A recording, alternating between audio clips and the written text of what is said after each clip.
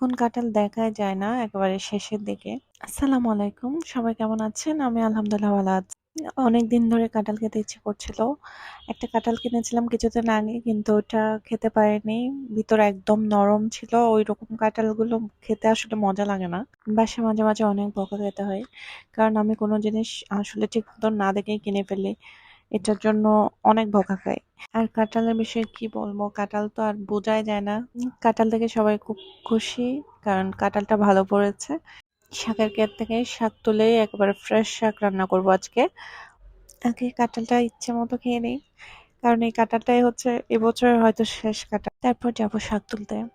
পুরোটাই শাকের ক্ষেত, আমরা সবসময় এখান থেকে নিয়ে যাই, একদম ফ্রেশ। বেশি করে রসুন দিয়ে শাক ভাজিটাই বেশি মজা লাগে। যেদিন শাক ভাজি করা হয় ওদিন আমার ভাতটা একটু বেশি খাওয়া হয়। অনেক চেষ্টা করি কম খাওয়ার, কিন্তু শাক থাকলে আর কন্ট্রোল করা যায় না। আমি খাবার পাগল মানুষ বলা যায়। আমি খেতে পছন্দ করি প্রচুর। জীবনটা তো খুবই ছোট, একটু হাসি খুশি থাকি, সবাইকে একটু ভালো রাখার চেষ্টা করি। আশেপাশের সবাইকে, শুধু নিজে ভালো থাকি তা নয়, সবসময় চেষ্টা করি আশেপাশের মানুষগুলোকেও ভালো রাখার। আমাদের আশেপাশে কিছু মানুষ থাকে এমন, যার জন্য করেছি, বিনিময়ে তার কাছ থেকে কিছু কষ্ট ছাড়া আর কিছু পাইনি।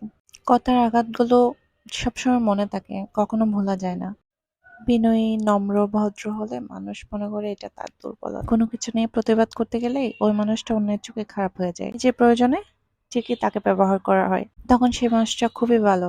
এই কথাগুলো কেন বললাম, অন্য আরেকদিন শেয়ার করব। শাক, গরু মাংস বোনা দিয়ে খুব মজা করে খাবারটা খেলাম, আলহামদুলিল্লাহ।